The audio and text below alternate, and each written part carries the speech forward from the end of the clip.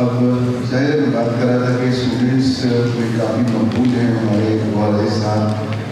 तो हर इंसान चाहता है कि कुछ कॉन्ट्रीब्यूट करें, कुछ खिदमत अंजाम दें। तो वसी सफ़ीउल्लाह साहब की ख्वाहिश है कि मैं भी गज़ल पेश करूँ और उन्होंने भी ख्वाहिश ज़ाहिर की है। और अजीज़ साहब की गज़ल मैं उन्हें दावा देता हूँ कि तशरीफ़ लाएँ।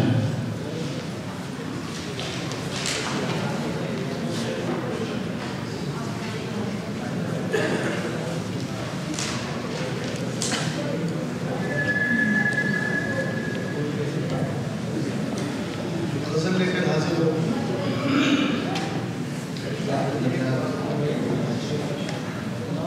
एक घंटा बख्शे